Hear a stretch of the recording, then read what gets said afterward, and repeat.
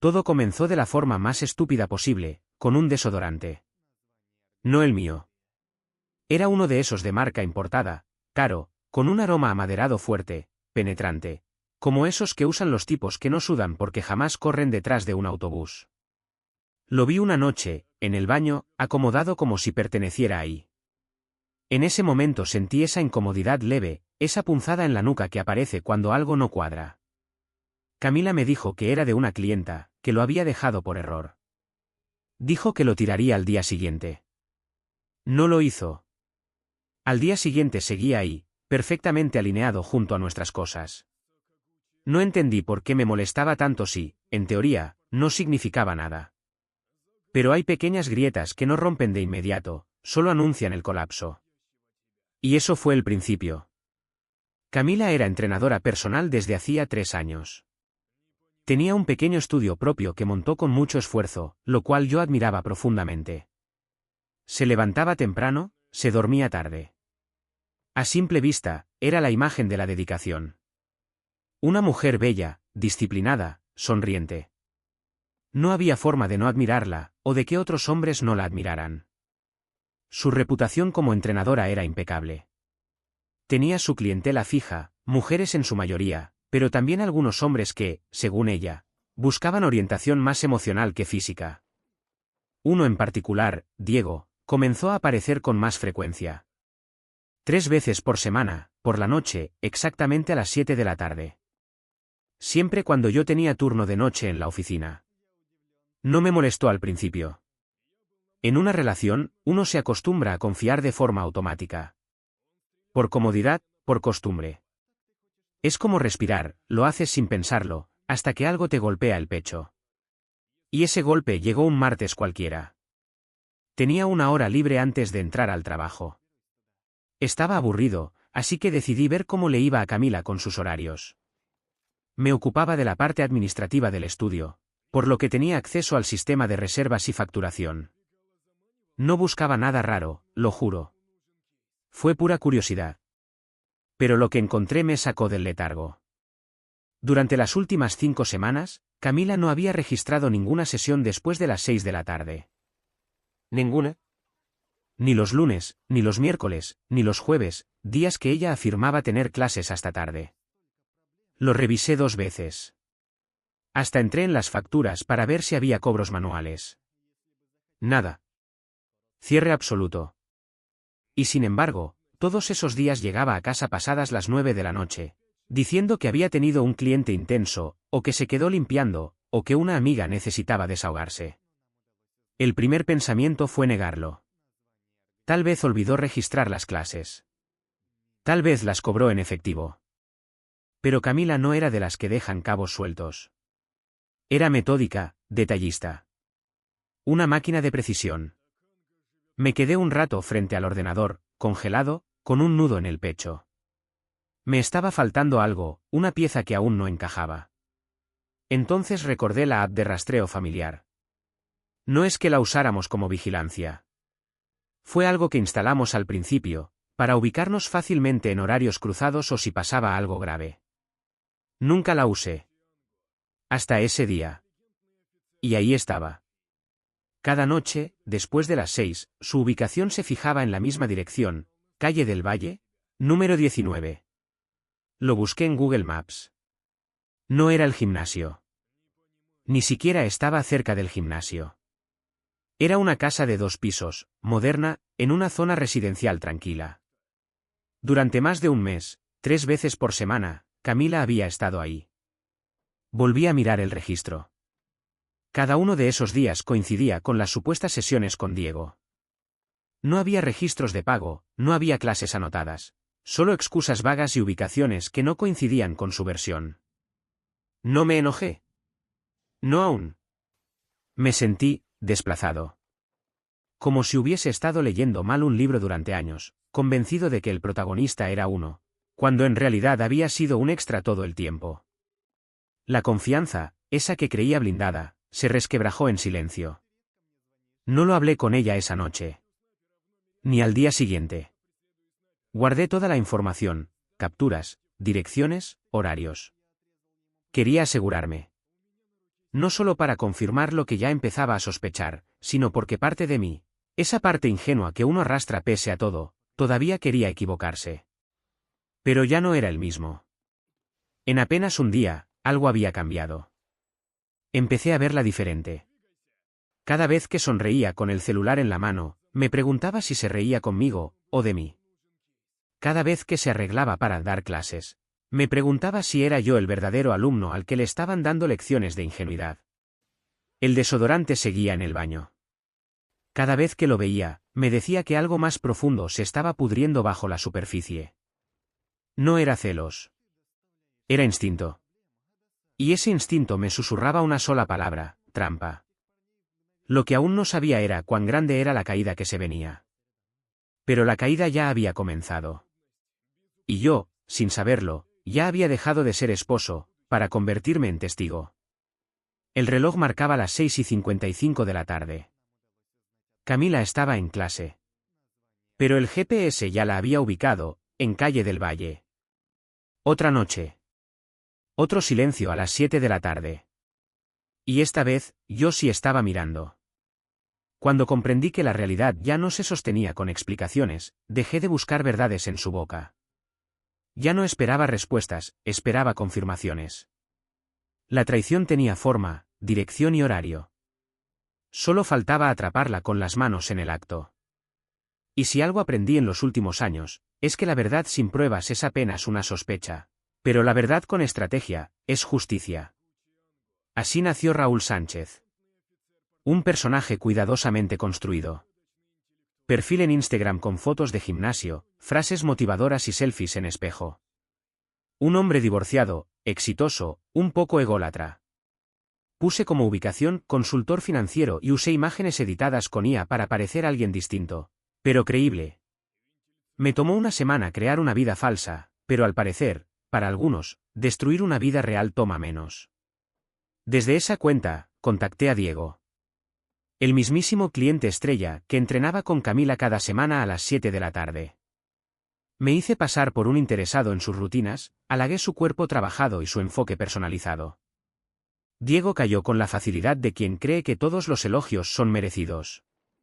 Me ofreció una sesión de prueba. Dijo que trabajaba desde casa con clientes seleccionados. Me pasó una dirección: Calle del Valle, número 19. Ahí estaban los datos que ya conocía. La casa. La hora. El patrón. El pecado. Pero yo no fui solo. Contraté a un equipo de camarógrafos especializados en investigación encubierta. Una recomendación de un amigo periodista. Usaban cámaras ocultas en botones, en mochilas, en gafas. Sabían moverse como sombras. No solo capturaban imágenes, capturaban verdades sin alterar el entorno. Preparamos el operativo como una producción. Verificamos horarios, cámaras, zonas de cobertura. Imprimí el paquete de documentos que legalmente me dejaban blindado: registros de GPS, capturas de pantalla del calendario del gimnasio, correos de confirmación, fotos comparativas. También llevé los papeles del divorcio. Fríos, firmes, listos para estampar un punto final sin apelaciones. El día de la sesión llegó con una calma siniestra. Me vestí como Raúl, camisa ajustada, perfume invasivo, reloj brillante. Caminé con arrogancia ensayada hacia esa casa que conocía en secreto. El equipo ya estaba desplegado, cubriendo desde una furgoneta cercana. Todos sabían qué hacer. Todos sabían que ese momento no era solo mío. Cuando llegué a la puerta, la música que se escapaba por la rendija no era de gimnasio. Era suave, íntima, casi burlona. No alcancé a tocar la campana cuando se abrió la puerta. Y ahí estaba Camila. En ropa interior deportiva. El cabello suelto. La piel brillante de sudor y culpa. No mostró sorpresa. No preguntó. No negó. Solo se paralizó. Como si su cuerpo reconociera algo que su mente no alcanzaba a procesar aún. Detrás de ella, Diego, sin camiseta, sosteniendo un vaso con hielo y licor, parecía congelado en el tiempo, atrapado en su propia imagen desmoronada. No necesité palabras. Saqué el sobre de mi bolsillo y se lo entregué. Dentro, los papeles del divorcio, acompañados de cada prueba que desarmaba su discurso. Fue un silencio brutal. Un tipo de silencio que aplasta, no por ausencia de sonido, sino por exceso de significado. Las cámaras grabaron todo. Desde varios ángulos. El gesto de Camila al leer su nombre en los documentos. El momento exacto en que su mandíbula tembló y bajó la vista. Diego intentando cubrirse con dignidad donde ya no quedaba ninguna. La escena tenía una violencia emocional tan intensa que casi dolía mirarla, pero era necesaria. Necesaria como una cirugía. Cruenta, pero salvadora. Esa noche, editamos el vídeo. Borramos nombres y rostros. No se trataba de venganza, sino de verdad. Una verdad que, aún sin nombres, gritaba con la voz de cientos de hombres en la misma situación. Lo subí desde un perfil anónimo, acompañado de un texto simple: cuando la rutina se convierte en costumbre, la traición se disfraza de horario fijo. El algoritmo hizo lo suyo. El vídeo voló. El público no necesitó caras para identificar a los protagonistas. El gimnasio donde trabajaba Camila recibió una avalancha de comentarios. No por el escándalo, sino por la hipocresía.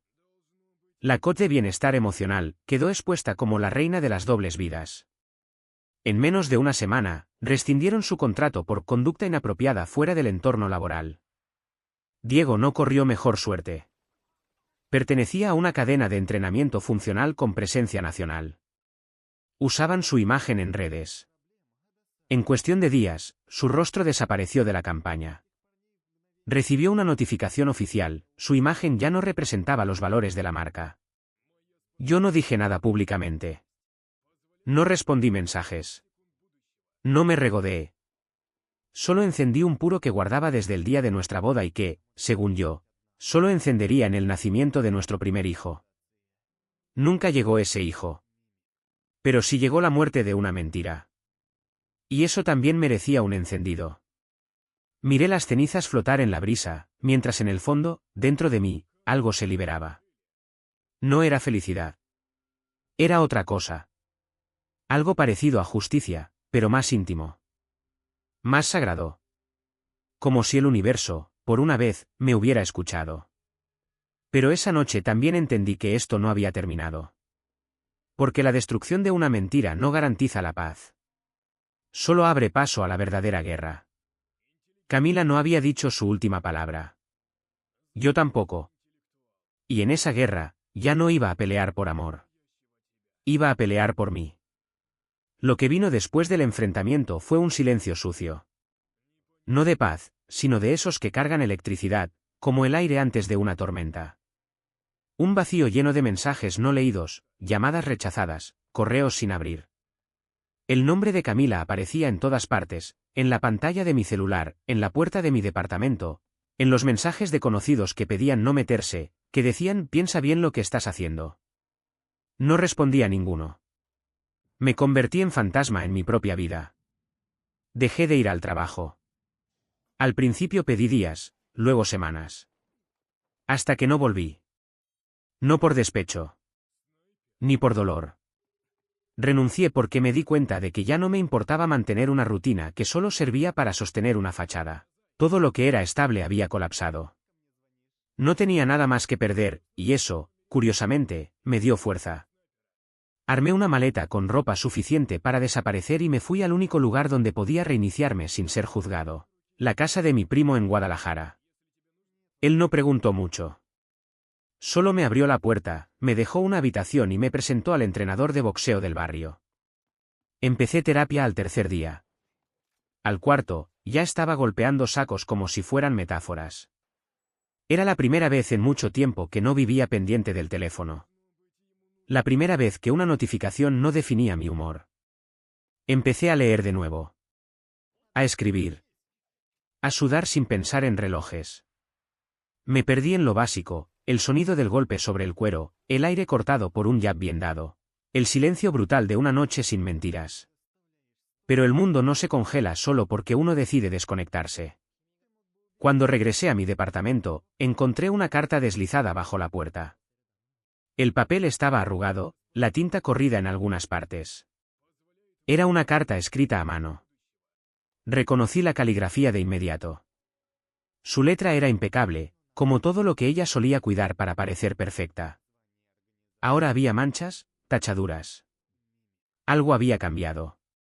Leí la carta en silencio, sin emoción. Decía que no merecía perdón. Que estaba sola. Que estaba embarazada. Que no sabía de quién era el hijo. Pero no era el contenido lo que me paralizó. Fue la intención. La carta no era una confesión. Era una trampa. Un anzuelo desesperado disfrazado de arrepentimiento. No buscaba sanar, buscaba arrastrarme de nuevo al fango emocional donde ella aún se revolcaba. Donde el drama era moneda, y el perdón, una excusa para reiniciar el ciclo. La dejé sobre la mesa y no volví a tocarla. Ya no era el hombre que se tragaba excusas envueltas en perfume y escritas con caligrafía perfecta. Era otro. Uno que ya conocía el sabor de la traición sin anestesia. Uno que ya no reaccionaba a llantos que no provenían del alma, sino del miedo al abandono. Pero aunque yo decidí borrarla, la ciudad no lo hizo. Camila vivía entre miradas cortantes y murmullos detrás de las cortinas. La mujer que antes caminaba con paso firme por las calles, saludando a todos como si el mundo fuera su gimnasio personal, ahora evitaba las zonas concurridas. Ya no publicaba fotos. Ya no sonreía en stories. Su reputación, esa que tanto había cuidado, se convirtió en una carcasa vacía. Algunos intentaron defenderla. Decían que todos cometían errores, que nadie tenía derecho a destruir una vida por una infidelidad. Pero no fue la infidelidad lo que la derrumbó. Fue la frialdad. La forma en la que construyó una mentira con la misma dedicación con la que decoraba su cuerpo. Las consecuencias fueron suyas. No mías. El gimnasio donde antes entrenaba borró todas sus fotos promocionales. Su lugar en la clase de élite fue ocupado por otra entrenadora. Diego, por su parte, desapareció de las redes. No porque lo quisiera, sino porque las marcas con las que trabajaba lo dejaron solo. La imagen del coach ejemplar no vendía cuando la gente lo reconocía como el otro, en un vídeo que cruzó fronteras digitales. Y Camila intentó reconstruirse. Lo supe por conocidos. Intentó abrir un canal de entrenamiento online. Hizo vídeos de motivación. Nadie los compartía. Nadie comentaba. Era como si hablara al vacío. Como si las palabras rebotaran contra una pared invisible construida por sus propias decisiones. Un día la vi. Por casualidad. Caminaba por la calle con una gorra baja y una mochila que parecía pesar más de lo que podía soportar. Me detuve en la esquina opuesta, dentro del coche. No me vio. O tal vez sí, pero fingió que no. Caminaba con los hombros caídos, la mirada al suelo, como alguien que ya entendió que lo que perdió no tiene reemplazo. Y no sentí odio. Tampoco satisfacción. Solo una especie de compasión lejana. No por lo que era, sino por lo que eligió ser. La mujer que una vez vi como imparable, ahora era una sombra intentando huir de su propio reflejo. No necesitaba castigo. Ya vivía en él. Esa fue su verdadera ruina. No quedarse sola. Sino saberse sola. Porque ya nadie creía en sus palabras. Ni siquiera ella. Yo, por mi parte, seguía boxeando. Seguía yendo a terapia. Seguía reconstruyendo una versión mía que nunca había conocido. Una versión que no dependía de la validación ajena. Una versión que no se dejaba atrapar por sonrisas falsas. Camila se convirtió en un recuerdo que no necesitaba eliminar, porque el tiempo se encargó de convertirlo en lección. Una que dolía, sí. Pero que también me enseñó a ver con los ojos abiertos, incluso cuando el corazón quiera dormir. Y mientras ella caminaba por las calles con el peso de sus decisiones, yo caminaba con la ligereza de haber sobrevivido a todo eso. La diferencia era clara. Yo ya no era parte de su historia. Ella seguía atrapada en la mía. El silencio nunca es eterno, sobre todo para los que no saben vivir en él.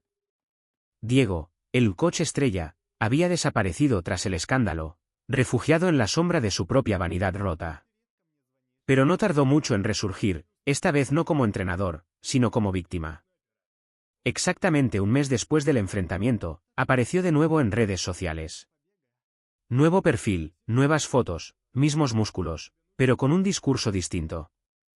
En sus publicaciones hablaba de haber sido víctima de una campaña de odio. Decía que yo era un hombre desequilibrado, celoso, obsesivo. Pintaba a Camila como una mujer frágil que intentó varias veces liberarse de una relación tóxica, pero que fue perseguida y acorralada emocionalmente. Según él, lo que ocurrió no fue traición, sino liberación. Y yo era el verdugo. Todo lo que decía estaba cuidadosamente diseñado para invertir los papeles. De victimario a víctima. De amante a testigo inocente. No respondí. No escribí comunicados. No grabé vídeos llorando frente a la cámara. No pedí justicia con mayúsculas en los comentarios. Simplemente, dejé que hablara. Pero mientras él hablaba, mi equipo legal trabajaba en silencio. Una demanda por difamación fue presentada antes de que pudiera terminar su segundo vídeo. Adjuntamos las pruebas recopiladas, el historial de ubicación de Camila, los registros de su gimnasio, las fechas exactas de las visitas nocturnas, y lo más importante, los vídeos completos, sin edición, grabados por las cámaras ocultas. Pero eso no era todo. Había una carta bajo la manga.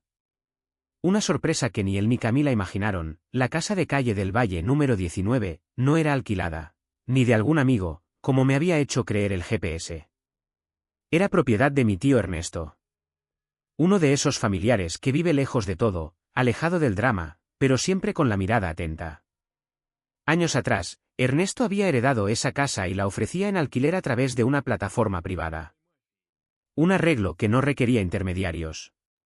Camila la había encontrado por recomendación, sin saber el vínculo familiar.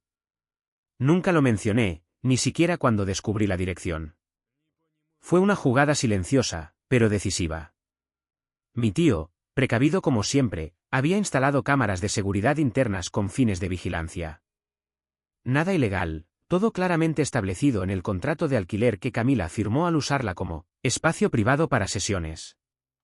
Lo irónico es que las cámaras no se activaban con movimiento humano, sino con horarios específicos, por sospechas de intrusiones anteriores.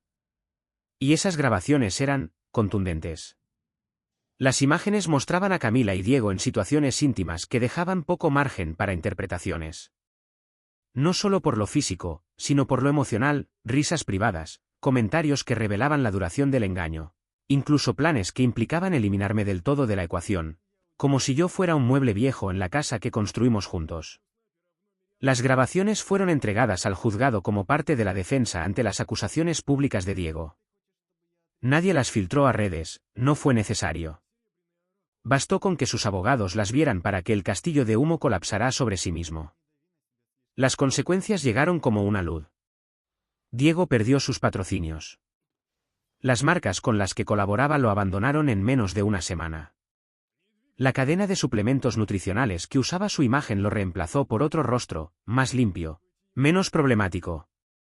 Sus cuentas fueron reportadas por difamación y por contenido engañoso.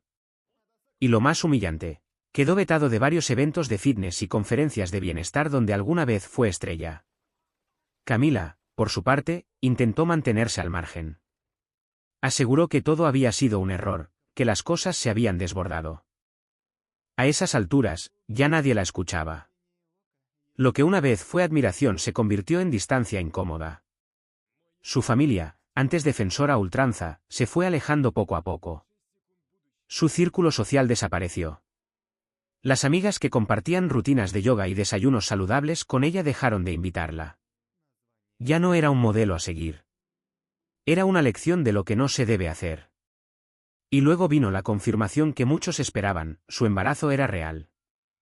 Pero lejos de limpiarle el nombre, ese anuncio lo tiñó todo de gris. Nadie sabía si era una táctica para recuperar algo de simpatía o si realmente buscaba rehacer su vida desde ese punto. Lo que sí quedó claro es que, ni su entorno más cercano, ni el padre probable, si es que había certeza, respondieron con el apoyo que esperaba. El problema no era el hijo. El problema era el historial. El contexto. La forma en la que se sembró la desconfianza, como una semilla venenosa que creció con cada mentira, cada excusa, cada noche en Calle del Valle. Las redes, ese juez silencioso y brutal, la declararon culpable no por un acto aislado, sino por la narrativa completa. La historia ya no podía cambiarse. Y en el mundo digital, una vez que el juicio se emite, la rehabilitación se vuelve casi imposible. Yo, mientras tanto, observaba todo desde la distancia. Mi abogado me llamaba una vez a la semana para actualizarme. Me decía que estábamos ganando. Que Diego no tenía forma de revertirlo. Que los jueces estaban del lado de la verdad. Y lo más importante, que ya no había necesidad de decir nada más. Y tenía razón. No necesitaba venganza. Ya la tenía, aunque nunca fue el objetivo. Lo que obtuve fue algo más limpio, más definitivo, el final del relato desde su versión. Ahora el guión volvía a mí. Era mi historia de nuevo. No un hombre despechado. No un esposo traicionado. Era un sobreviviente que no solo resistió, sino que expuso el juego de las máscaras hasta dejar el escenario vacío. Camila y Diego intentaron reescribir la historia. Pero lo hicieron demasiado tarde. Cuando el público ya se había ido. Cuando las luces se apagaron. Cuando el telón cayó, y lo único que quedaba, era la verdad. El escándalo ya se había apagado para la mayoría. Las redes encontraron nuevos culpables que linchar, y la tormenta digital dejó tras de sí solo polvo, silencio y algunos escombros emocionales que no todos pudieron recoger. Yo seguía con mi vida. Firme. En paz. No porque el dolor hubiera desaparecido, sino porque había aprendido a vivir por encima de él. Fue en ese momento, cuando ya no esperaba nada más de ella, que Camila volvió a aparecer. Un último intento. No con arrogancia, ni con las frases elaboradas de antes. Su voz, cuando llegó a mí, era otra. Sin fuerza. Sin máscaras. No pedía disculpas. Pedía auxilio. Estaba sola. Vivía en una pensión barata en las afueras de la ciudad. Sin trabajo. Su cuerpo, alguna vez esculpido con disciplina y orgullo, ahora la castigaba con dolores físicos. No entrenaba. Apenas comía. Decía que necesitaba dinero. Pero más allá de eso, necesitaba paz. Esa palabra. Esa súplica. Pude haberla ignorado. Como hice con la carta. Pude haber colgado. Pero algo dentro de mí, más frío que noble, vio una última posibilidad. No de castigo, sino de cierre. De justicia real. De final verdadero. Acepté ayudarla, pero con una condición. Una sola. Que aceptara venir a una entrevista. Conmigo. Frente a cámaras. En vivo. Sin edición. Que me mirara a los ojos, frente a quien quisiera mirar, y dijera la verdad. Sin rodeos. Sin disfraces. Sin escudos. Accedió.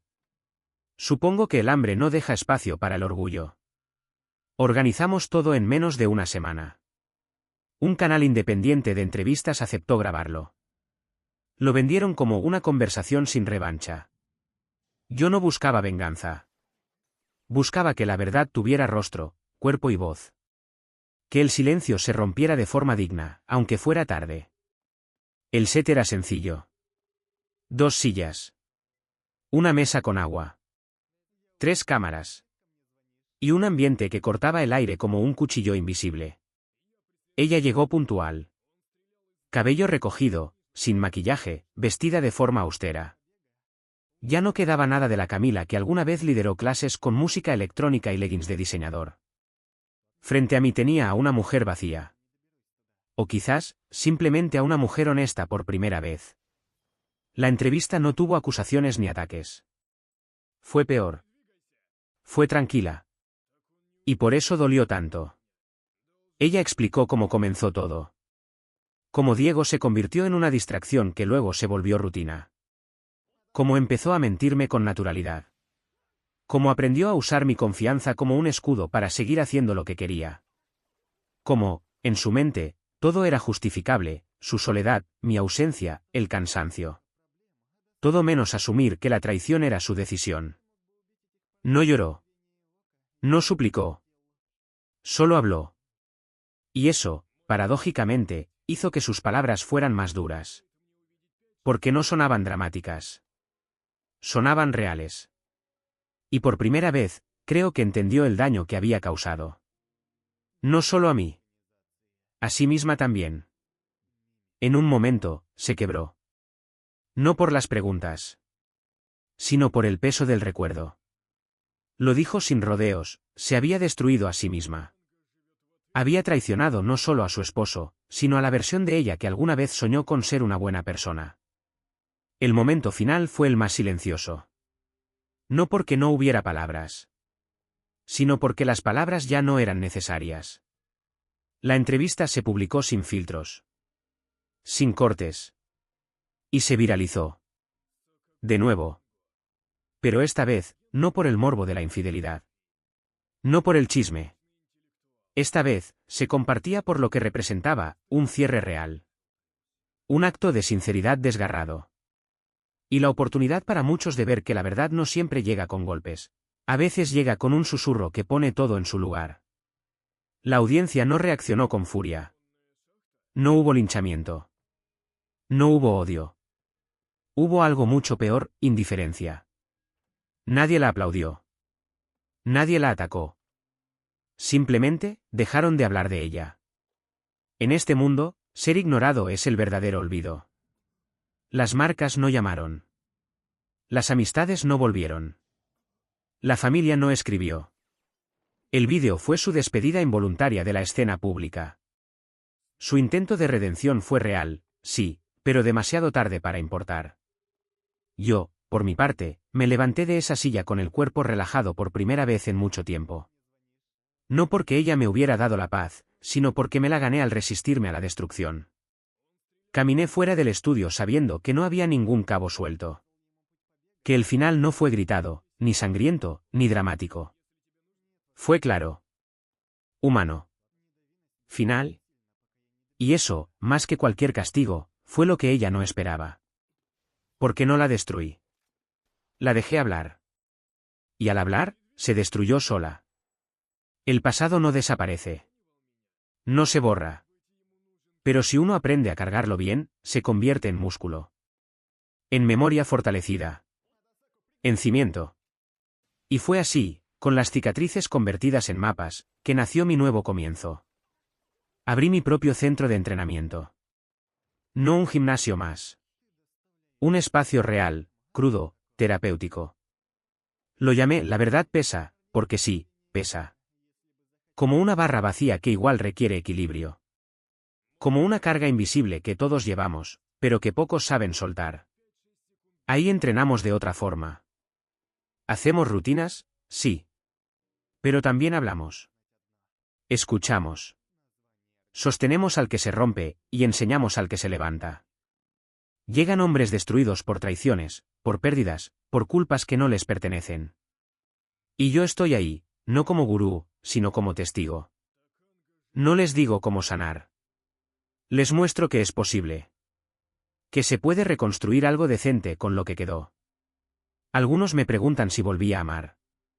Si después de todo encontré otra mujer. La verdad es que no lo busqué.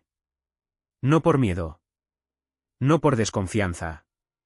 Sino porque al final del túnel no encontré a otra persona.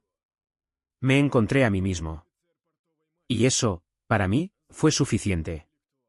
Cuando un hombre atraviesa el infierno con los ojos abiertos, deja de necesitar que lo salven.